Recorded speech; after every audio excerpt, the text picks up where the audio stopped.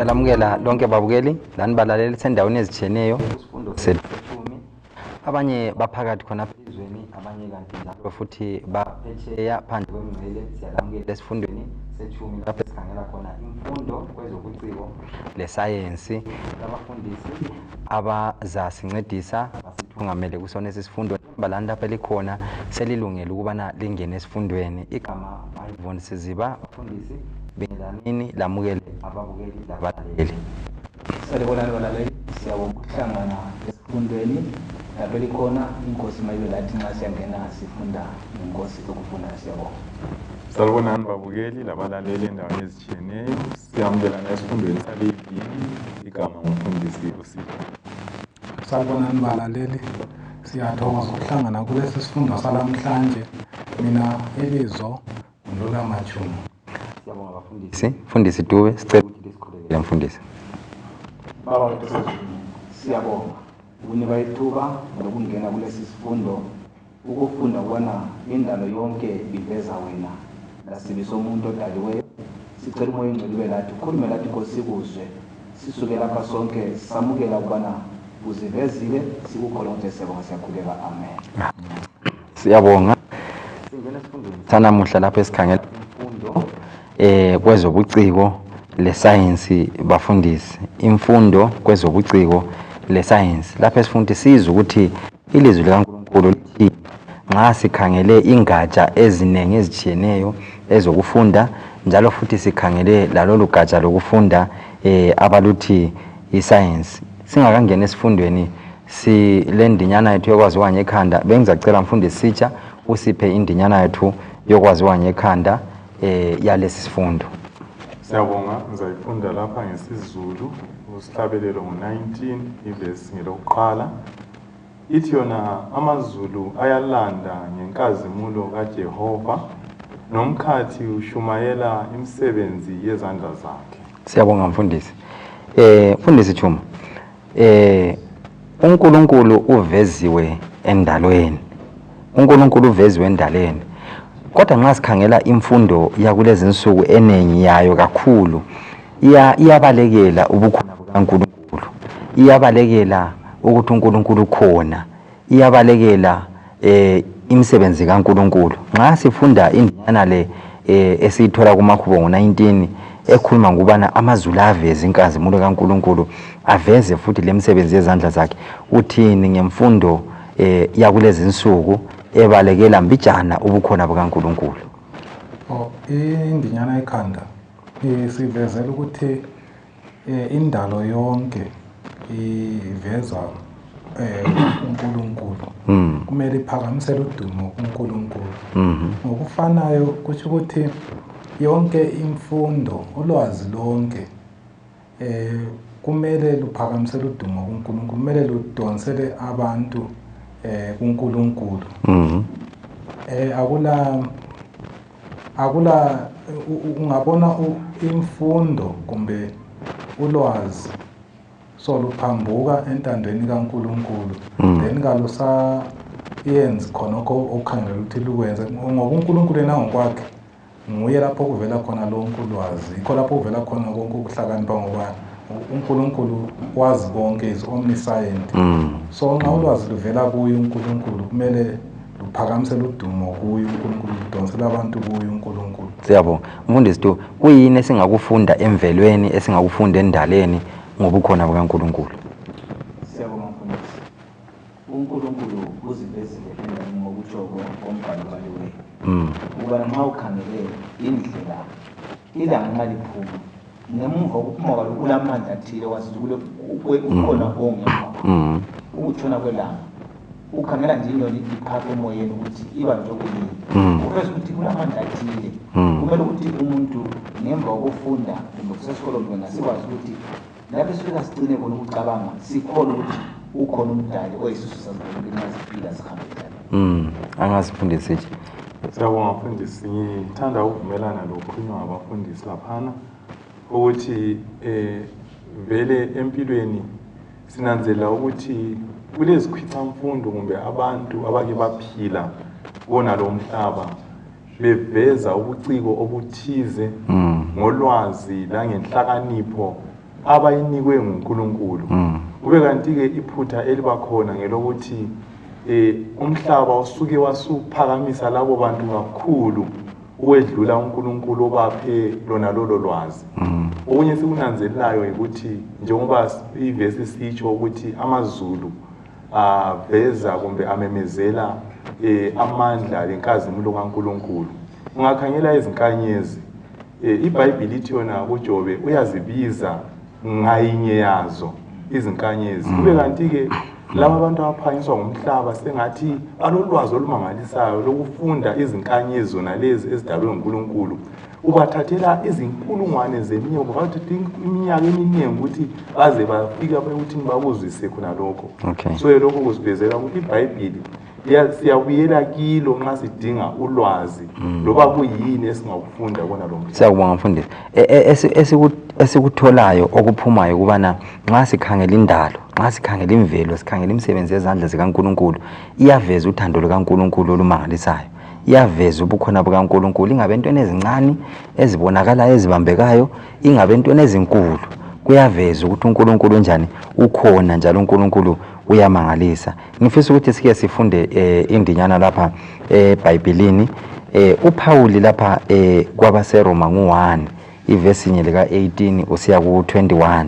Nxa siqathanisa sihamba layo futhi lamahubo ngu19 ivesi lika 1 siya ku6 lapha uPaul uyakhuluma ukuthi ngoba izinto ezingabonakaliyo zakhe kusukela endalweni zinjani Juma, ziveze kuyabonakala ngoNkulunkulu, kumbe esingakwaziyo ngoNkulunkulu kuyabonakala ngalokho kunjani okuvezweyo okubonakalayo. Nxa sikhangela impilo yabantu, sikhangela izinto ezidaliweyo zivezana ngoNkulunkulu. Nxa sikhangela izinto ezidaliweyo kumbe sikhangela umuntu yena ngokwakhe kuvezana Juma ngoNkulunkulu ubukhona bakhe amandla akhe. Nxa sikhangela amavesi lawana uPaul uyakhuluma ngokuthi uNkulunkulu uziveza kabili, uziveze ngelizwi lakhe waphinda futhi waziveza ngemibhalo. Njalo futhi kulokuziveza futhi kumbe ngithi mina okwesithathu i-reason le-conscience unembeza ukuthi labo bantu abangazange bazuza ukufunda ilizwi likaNkulunkulu kodwa uNkulunkulu uyakhuluma kibo ngonembeza, bayakwanisa ukuthi behlukanise okuhle lokubi. Anxa abantu bekhangela indalo, izihlahla, izintaba, kumele kubatshele ngoNkulunkulu. Abesesitshena ngenxa yalokho even bebengela lizwi likaNkulunkulu ngesikhathi sokwahlulela abala kuzivikela. Nguvesi 20 kodwa abala kuzivikela, akula muntu ozakuma phambi kaNkulunkulu athena hayi mina anzange ngibe kwazi ngoNkulunkulu, ngoba izizwe zonke uNkulunkulu zibe mazi ukuthi uyaphila ukhona. So kutsho ukuthi mfundisi Juma indaba ethintayo yokuthi la nxa kungela muntu othwala iBhayibheli wazonjumayeza ngilakho ukukhanya yini okungivezela ukuthi uNkulunkulu ukhona? Yes, ngesizathu sokuthi ungakhangela kuhle ngobaseRoma 2 ivesi 15 lapho kuvela khona ukuthi even labo abangelamthetho ilizwi likaNkulunkulu baza kwahlulelwa benjalo bengela umthetho ngoba uNkulunkulu uzivezile kibo, bayenelisa ngonembeza wabo ukwehlukanisa ukuthi lokhu kubi lokhu kuhle. Mfundisi tu unezila laphana uhlaveze manje laphana ukuthi uNkulunkulu yedwa kuphela ngoyadala izulu lamazulu athi ugcina zonke izinto uthena lezinto ezisemkhathini ziyamkhonza. Umuntu kumele abone ukuthi izinto ezidalwa uNkulunkulu kaziphambanisi, asikaboni ilanga litshaya nalenyanga ukuthi wakungqikelele kwahle kwafa kumbe ukuthi ilanga likela lithi alisafuni ukukhanya.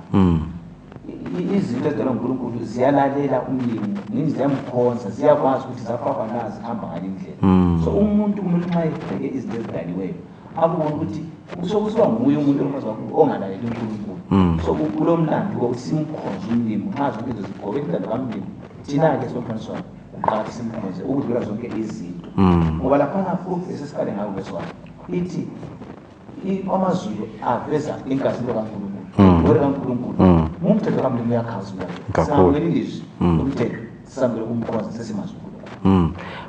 kwelinye ilanga ubaba lokuthiwa uNapoleon kuthiwa babe phakathi kolwandle amabutho akhe besesikepeni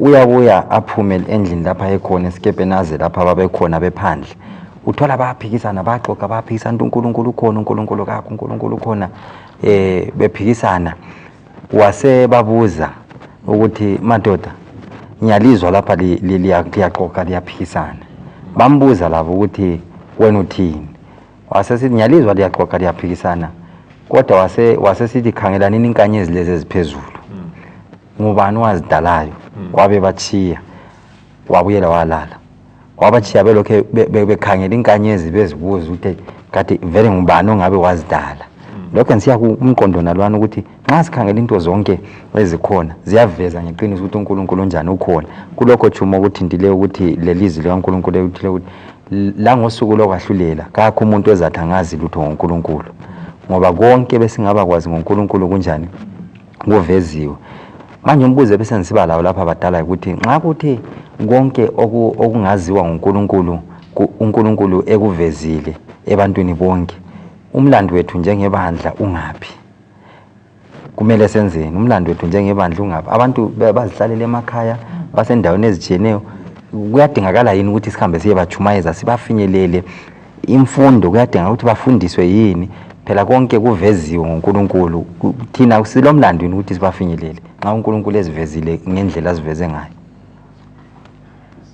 well maybe ngathi ngumbuzo omuhle ongani ucomplicated ongani unzima maybe ngiqalisele lapha ekutheni nxa singakhangela indalo imvelo lokho uNkulunkulu akudalileyo kusukela ekuqaleni onanzeleka kakhulu ukuthi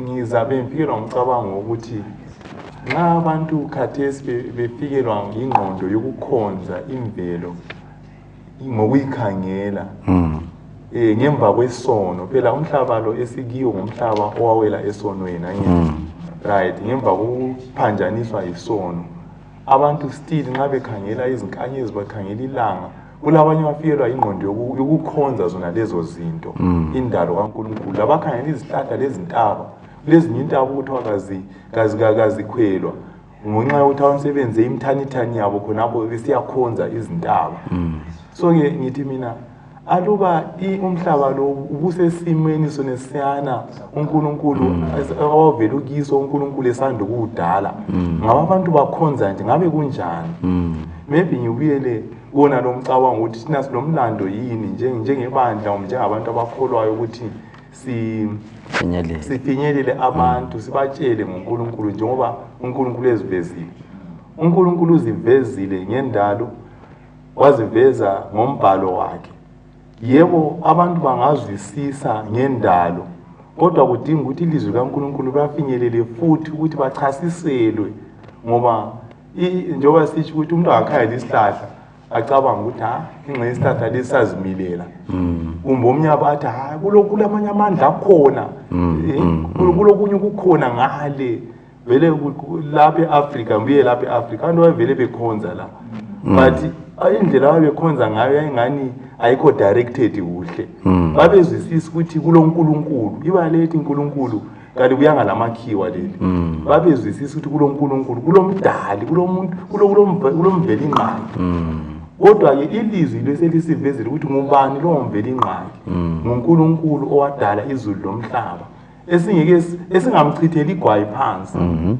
ngikhunjuzwa ngesinye isehlakalo sasathi sikuthene njengemuli esinye isihlobo sami laso sase sipithuka lokuthi sikhuleke bathiwa hayi umuntu omdala uzasivulela ngomthandazo so wathi ithandazo wasesithi hayi kini lina abaphansi siza kuwe wena mdali cela lina abaphansi lisifikisele kulo esingamboniyo i-direction yakhe yokuthi kuloNkulunkulu ikhona engqondweni kodwa yena ucabanga ukuthi nxa siya uNkulunkulu uhambe vaya so khona lokho yikumele sikufundisa abantu ukuthi ilizwi kaNkulunkulu uNkulunkulu nxa sifuna ukukhuluma laye sikhuluma ngalaye ngelizwi lakhe sikhuluma laye direct Mfundisi Chuma uDavida kumahubo incwadi yezihlabelelo ngo96 lapha ngo9 uthi simkhonze uNkulunkulu ebuhleni bobungcwele. Kutshona ukukhonza uNkulunkulu ebuhleni bobungcwele? Ngibona lapha esifundweni sethu kukhanya ukumkhonza ebuhleni lebungcweleni. Umlobi uyaveza ukuthi ayisizo zonke izinto ezinhle eziqondileyo. Kuze kwalinganiswa kwenye indawo esifundweni lapho ukuthi abanye babumba ama-weapons, izikhali zokulwa besebenzisa ubuciko le-science, kodwa into yangona ingasebenzeli ebuhleni. But mina engikuthandayo lapha yikuthi imfundo yesiKristu kumele incedise abantu ukunanzelela ukuthi kayisikho konke okuhle okungcwele, ayisikho konke okuhle okulungileyo.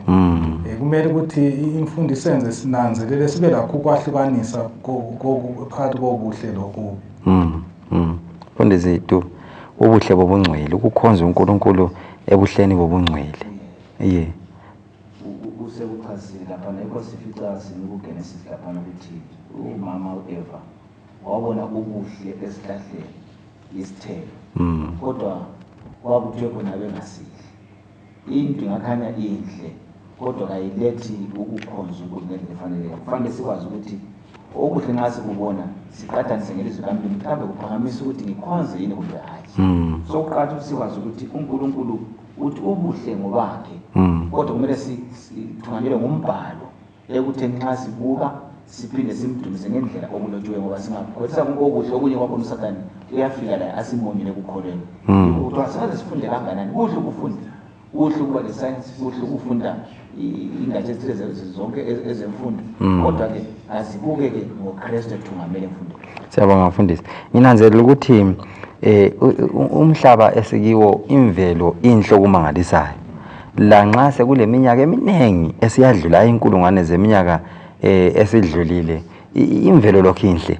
Nampa ungakhangela kwesikhathi abamhlophe nxa singathatha umumo wakithi lapha basuka emazweni akhatshana, suka eMelika, basuka eGermany, basuka ngaphi bezobuka eAfrica, babhode eFolosi, babhode eMatopo, babhode bezobuka ubuhle bemvelo.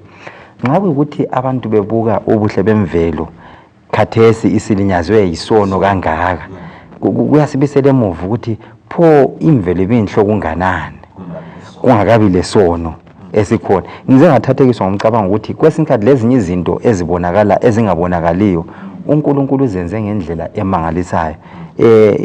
Kwabadala izulu kuthiwa kuyana izulu lenkobe, kwabamhlophe kuyabuyi ice ekhithika isnow, ngapha kithi zinkobe kwabamnyama. Ukuthi ungakhangela isigaqa sinye ngasinye asifanani. uNkulunkulu sibumbe wasidala ngendlela yaso yodwa echiyeneyo, okuveza ukuthi ingxenye nxa sesikhangele kweze science sitsha isisincedisa ukuthi sibe kwazi ukuthi sibalekele ezimfundweni ezingasizo. Nxa sikhangela indlela uNkulunkulu adale ngayo, indlela abe particular ngasibalekele emfundweni ezingasizo zokuthi into zazivelela, ngoba yikho sikufunda uchuma lapha ku science ukuthi into zinjani zazivelela. Umbuzo maybe singaba la umunye ukuthi kuyini okuhle okungangcwele okungalunganga. Sitsha zikhona ezinye izinto ezinhle ezibukeka usibili ibala lesikhiwa beautiful, kodwa azinabungcwele phakathi, azinhle futhi kodwa zibukeka zinjalo. Singaba lazo izinto ezinjalo ezingasincedisa ukuthi sibe kwazi ukukhetheni. Well, maybe siyacabanga ngawona lowo mbuzo ukuthi zikhona yini izinto ezingakhanya ngibona ngani umfundisi lapha unike umfanekiso omuhle. Nxa sinikwe lapha uGenesis 3 verse 6 lapho Eva akhangela khona isihlahla asibone sisihle sifanele ukudliwa. Lanxa uNkulunkulu wayethe singanjani singadliwa. Ngesikhathi esifananayo sikusona lesi sigaba singifisa ukuthi sinanzelele kakhulu ukuthi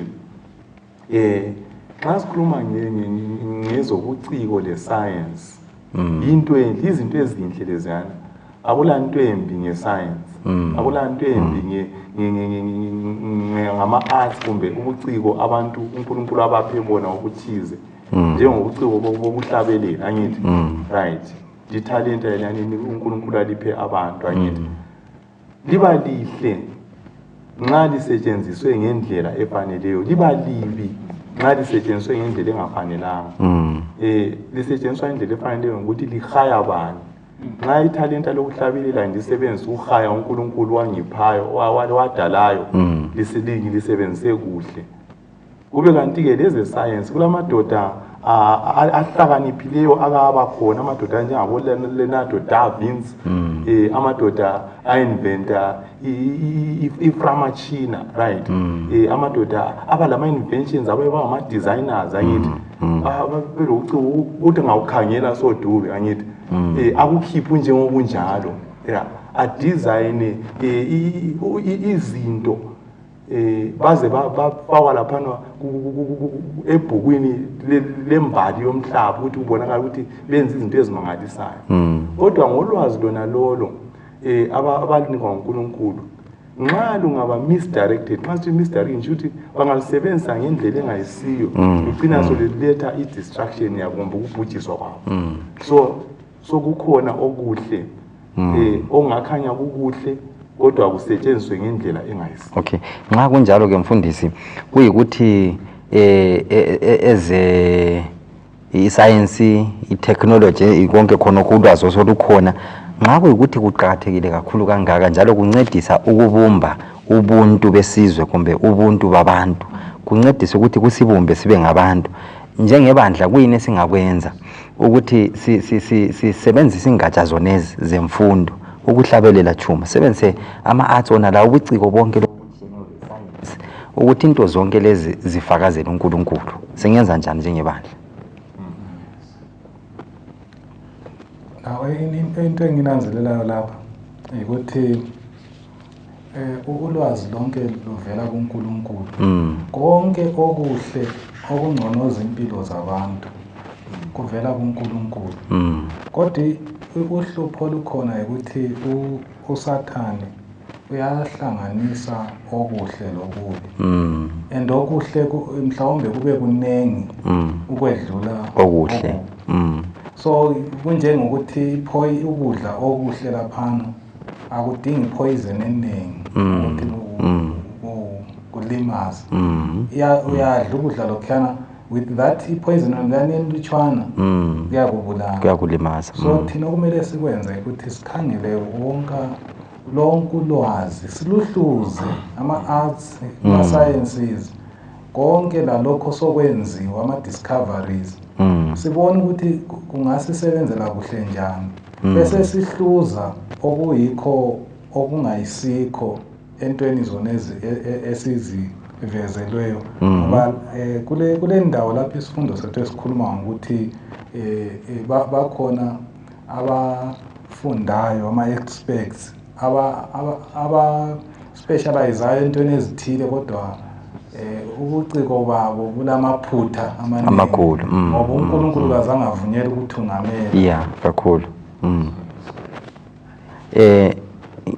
uPauli encwadini yabaseTimothy ngo-1 lapha ungakhangela isahluko sesithupha kulezixwayiso azipha uTimothy uPaul ubhalela umfundisi omncane emxwayisa ngendlela okufanele aphile ngayo lezi zinto okufanele kanjani aziqwaye dube lapha ingxenye ngasincedisa lapha ukuthi umlayo bani iziqondiso bani azipha umfundisi omncane uTimothy uPaul ukunika uqiniseka uthena kumele uthembe uNkulunkulu ukusubalekela inkulumo ezimbi lolwazi olungayisilo ngoba usufundile ulandele khona nxa wayephela ngesikhathi kulezinto ezithile ziyabuya zifundiswa sikhuluma kanje ezikolo kuyafundiswa izinto ziyamunyula abantu ukwazi uNkulunkulu kodwa nxa ukuthi kusemqulwini wokuthi kubhalwe kusilabhasi ukuthi bapasi kumele ibandla ke lingenele khona phambi lifundise ukuthi lokhu kakulethi uNkulunkulu ungaba kwazi kodwa ke ukuhlakanipha yikukhetha wenza okufanele uxwaye ifuna abantu abagade against ukuxwaya okungayisikho ungaba kwazi yesu kwazi sungakhetha okuhle usukwenza ngoba usazi ukuthi lokhu kuyangiphambanisa kumele ngibhekane indlela ngikhangele ukuthi silamafoni silama TV kulezinto eziphambanisayo abantu bakabafundisa ukuthi asibe nizazi bese sikhetha okuyikho okusikhulisayo ukuze simkhoze uNkulunkulu. Yebo mfundisi. Mina ulwazi ngelizwi likaNkulunkulu kuyancedisa ukuthi ingqondo ikwanise ukusefa okuyikho kumele ikuthathe lalokho kungamelanga ngikuthathe. Njengokuthi lapha esifundweni sethu namhlanje kuyakhulunywa ngalaba bezesayensi abathi umhlaba lo uleminyaka izigidi lezigidi, billions and billions. Kodwa wona umhlaba ungafiki iminyaka eyinkulungwane eziyisikhombisa. Kumbe i-7,000 awukafiki. Uma uyibalisa iBhayibhili kuhle uyakunanzelela khona. So nxa uvela iBhayibhili lakho libalile kuhle kwenza ukuthi la nxa usuhlangana lalapho kukhulunywa khona ngomhlaba lezigidi zeminyaka kube lula ukuthi unanzele ukuthi lapha semphambuka ukuthi sokule enye into engayisiyo. Yona iBhayibhili kodwa ayisiyo textbook ekhuluma ngescience kumbe ama-discipline wonke lawa amaningi, hayi. But okudingakalayo ukuthi konke sikufundayo sikusefe ngolwazi lelizwi likaNkulunkulu, ngolwazi lweBhayibhili. Sitho ukukhuluma. Yes, maybe engakutsho kulesi sigaba ukuthi sixwayiswa kakhulu uverse 10 laphana u1 Timothy chapter 6. Sixwayiswa kakhulu ngokuthanda imali. Uthi yena uPauli ukuyithanda imali impande yani yesono. Engunanzelayo nxa sikhangela ngesigaba semfundo le-science, wona la ama-disciplines kumbe zona lezi zigaba zemfundo ekucineni umuntu angazilandelela kuhle izigaba ezipha imali eningi kakhulu. Umuntu angenza i-research kumbe nge-science kumbe ngeyana ngithi just ukuqalisa i-research nje uhlathola imali eningi ukuthi udiscover lokhuyana wadiscover lokhuyana. So abantu balahlekelwa-ke ngumbono ukuthi funa bafake eceleni okaNkulunkulu baxotshane lakhona okwe-science. Kube kanti-ke ngesikhathi esifananayo futhi sikubamba ukuthi i-science kawumelanga iphikisane nelizwi likaNkulunkulu kakhulu. Njengomfundisi uThumeje kumele kuvumelane. Kodwa ngenxa yokuthanda imali umuntu uyaphuma lokungumqondo ongani kuyacontradicta ukwenzela ukuthi i-research yakhe icacile. Ongani kuyaphikisana afaka ama-facts athize aphikisana anganaphikisana leBhayibhili. Lokho abantu bakwenza ngabomu ngoba ngemuva wakhona kule mali. So izinto eziningi nxa umuntu epredicta ukuthi umhlaba uleminyaka eyizigidi lezigidi kumele ukuthi aphume lama-facts amaningi kumbe lemigca eminingi ezama ukuprova khona lokho. So ngokwenza njalo i-research yakhe yalana iyabe lokhu imupha i-mileage. So yikho lapha sixwayiswa ngokuthi kumele sikuxwaye khona lokho singagijimisi kakhulu ukuthanda imali lezinto zomhlaba. Siyabonga mfundisi. Umfundisi Chuma, i-science imbini.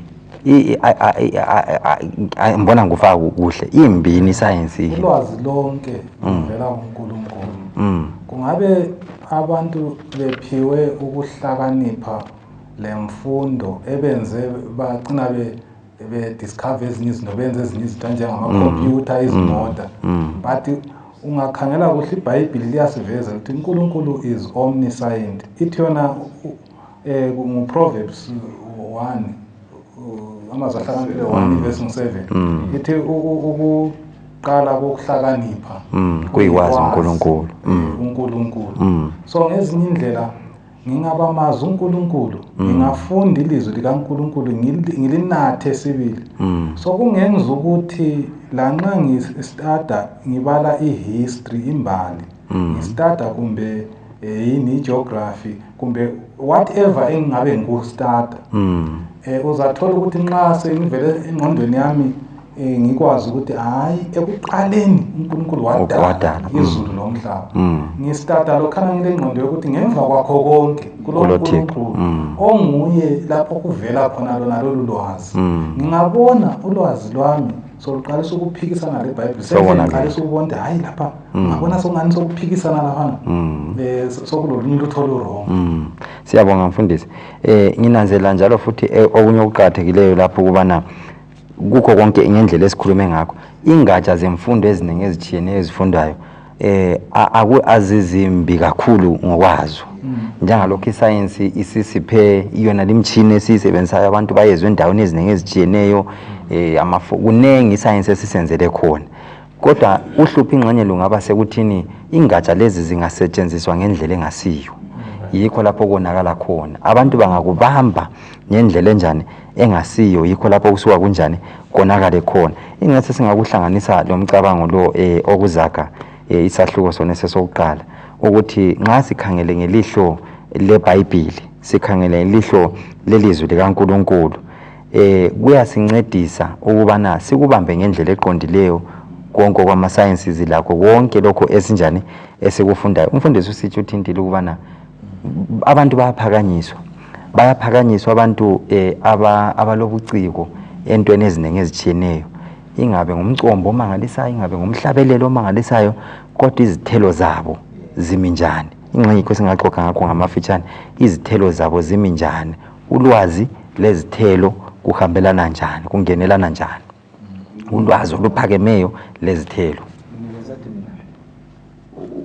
kumele sihlukanise ulwazi lenhlakanipho isayensi inhle ngoba isivezela umlimi akudala yakudala ukuthi kubonani lokho bese siswa lenhlakanipho yakwazi ukuthi kuvela kuNkulunkulu yini isibonelo umuntu angafunda ngokudla okwakho umzimba ibalance diet kayisiye sinike impilo kaNkulunkulu lokana ukuthi ungenza kanje ukuthi impilo uphile kumele sikufunde khona ukuthi abantu bafundiswe ukuthi ngemva kokunikwa ulwazi ngezemfundo zomhlaba asihambele emthombeni olwazi uNkulunkulu uyasinika impilo lokuphila efanele ukuthi simdumise yena ngokufanele akhoze Maybe sisekhona abomfundisi. Yebo mfundisi. Okunye ngunanzelayo ukuthi kumele iBhayibheli liyehlukanisa izinto ezimbili. Ubuphukuphuku kumbe ubuthutha lokuhlakanipha. Libe selifaka ke esingathi sina distinction, draw a line nangithi umzila phakathi kwezinto zona lezo ukuthi umuntu ohlakaniphileyo ubonakala ngani ukuthi uhlakaniphile. Okokuqala kumele enelise ukwehlukanisa phakathi kokulungileyo lokungalunganga, right? Okwesibili kumele enelise ukuhlukanisa phakathi kweqiniso lamanga, right? Okwesithathu kumele enelise ukwehlukanisa phakathi kokubi lokuhle. So ke imfundo kumele isincedise ukuthi sehlukanise phakathi kweqiniso lamanga. Omunye umuntu angafunda abe yisikhwicamfundo kweze science abe yisikhwicamfundo endaweni ezehlukeneyo ngithi kodwa nxa engenelisi kwehlukanisa phakathi kweqiniso lamanga uyathathwa luthuli lwamanga aziluze liyemchiya khatshana ngithi kube kanti ke nxa sifunda namhlanje sinanzela ukuthi kuqhakathekile ukuthi ekufundeni kwethu siqhubeka ngezifundo zona lezi esingagxila kizo sibe izikhwicamfundo endaweni zeshikwati sinanzelele ke ukuthi iqiniso yileli amanga yilawa okuhle yilokhu okubi yilokhu. Mbona ngana leyo ndlela kuyasincedisa khona. Siyabonga mfundisi. Nanku umqondo othutshayo umcabango othutshayo. Imfundo yona ngokwayo ilungile yini? Inhle yini imfundo yona ngokwayo generally nje? Imfundo antivela kuNkulunkulu nguye owazi konke, so singaba mazi uNkulunkulu lalapho imfundo evela khona kulula ukuthi sibe kwazi ukuthi leyo mfundo siyiphatha njani siyisebenzisa njani. But imfundo ekhohlwa umdali wakho konke lo lalapho kuvela khona lonke ulwazi lokuthi lolo lwazi kumele lusebenzeni imfundo eqinisa iphambuka entandweni kaNkulunkulu. Kumele uGenesis 1 verse 1 yena uGenesis 1 verse 1 udala umahluko uthe uqaleni uNkulunkulu wadala izulu lomhlaba. Umuntu othi estada konke akustadayo elengqondo yokuthi into lezi kazange zizivelele ngengozi zavela kuNkulunkulu kulula ukuthi agcinakale esentandweni kaNkulunkulu engaphambaniseki. Ngiyakulokhu Chuma. Kulezifundo eziphakemeyo, izifundo ezisezingeni eliphakemeyo lapho kufundwa khona physics, ofundwa chemistry, ongeza ukuthole phansi lapha kubo primary njalo futhi ongeza ke zibanjwe nguye wonke umuntu ezingabanjwa ngabantu uNkulunkulu abaphileyo ingqondo zokubamba lezi zinto bafunde bafike ezingeni eliphezulu elimangalisayo kusasa bavuke benza ama-nuclear angithi bavuke benza ama-nuclear ngemfundo yona lana uNkulunkulu abaphiwe nemangalisayo uyakuzwa lapho siyakhona tu inhle yini ilungile yini imfundo lana asithathe umzekeliso nantiyana ilanga elithile umnyaka lwana eyadlulayo eJapan Hiroshima angithi i-nuclear yabhuka kwabhonjwa leminyaka eminingi yadlulayo imphumela ama-after effects yebhomba ayilokhu ezwakala kuzalwa abantwana abanjani abakhubazekileyo impilo yabantu yaguquka la ngeminyaka yalandelayo imfundo enjalo injani inhle yini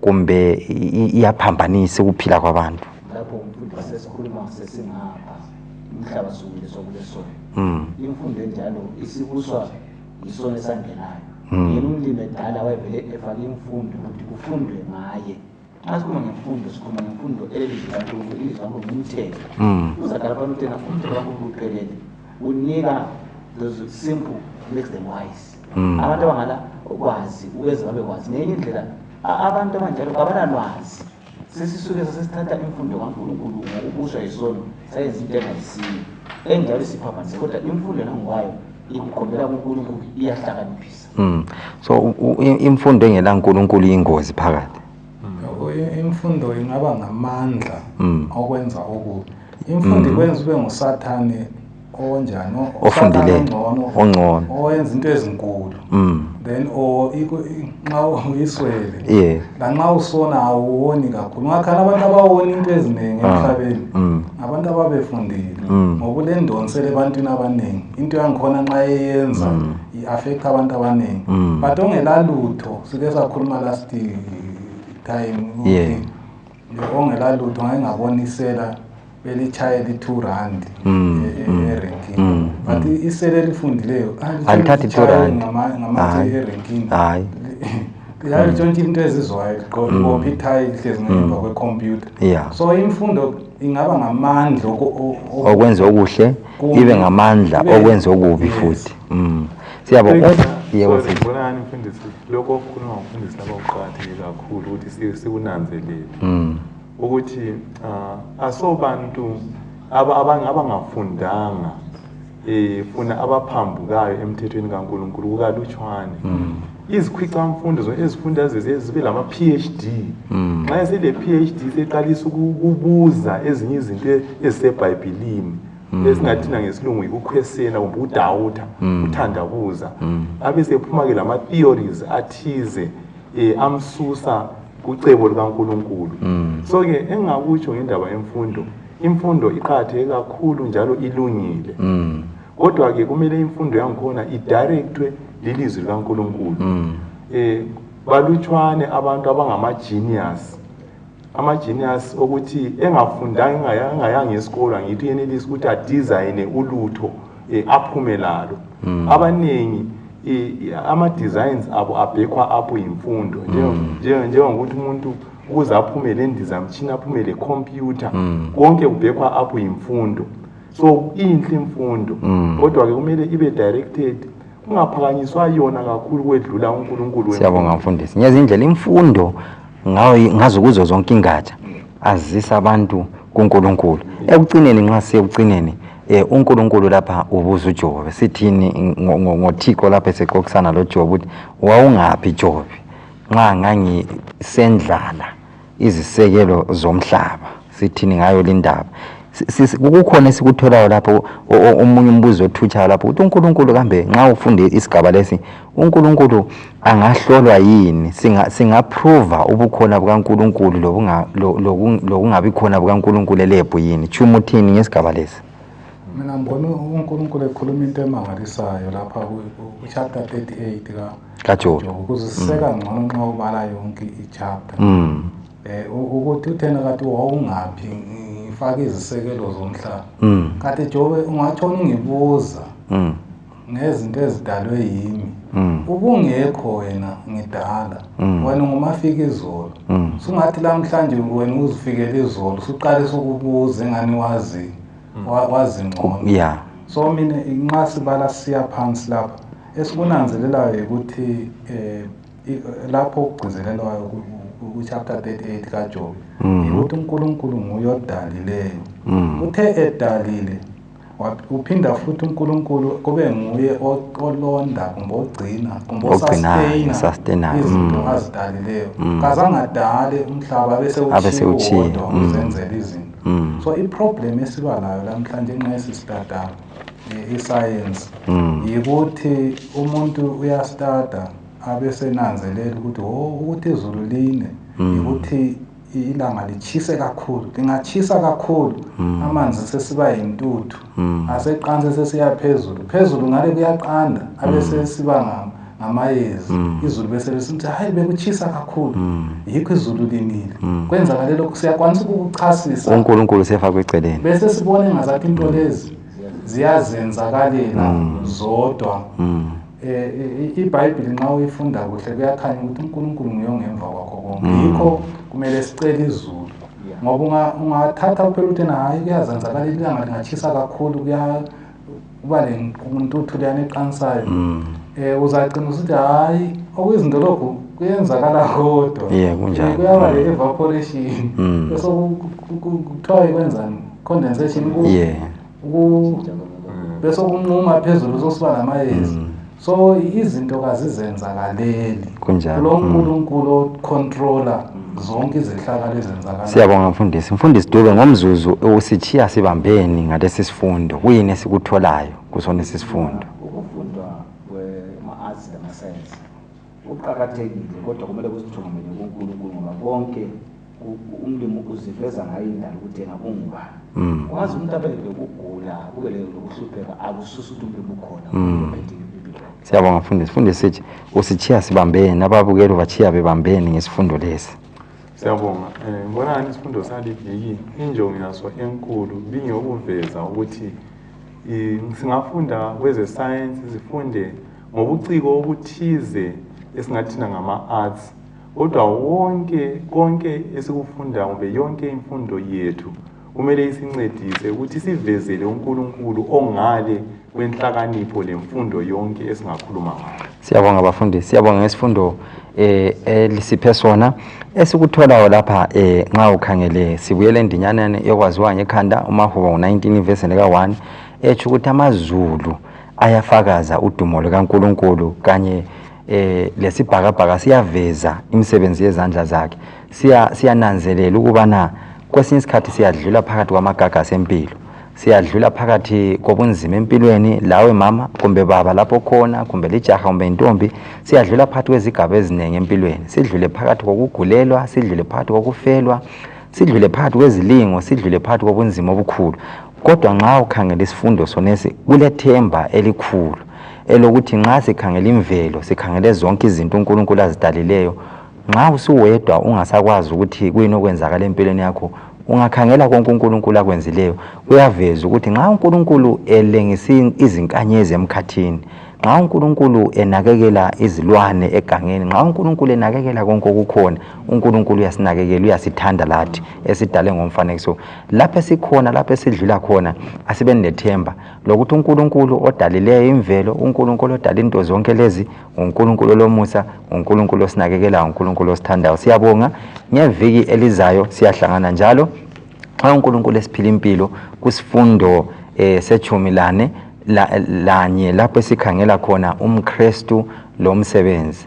Lapho khona ulungiselela isifundo lesi esiqhakathekileyo simangalisayo lapho uNkulunkulu azakhuluma lathi futhi ngendlela emangalisayo. uNkulunkulu asibusise abelani aliqinise emakhaya. Sizacela mfundisi uSitsha asikhulekele. Asikhulekeni. Baba wethu osezulwini, siyabonga ngesifundo siphe sona namhlanje. Sibonga imiqondo yonke ephume kusona lesi sifundo. Busisa wonke umuntu obelengxenye yokuphatheka kusona lesi sifundo. Sengathi ngezifundo ezinjengazona lezi singancediseka ukusondela ngakuwe lokuzwisisa intando yakho. Lo ngumthandazo wethu ukukholwa egameni leNkosi uJesu. Amen. Amen.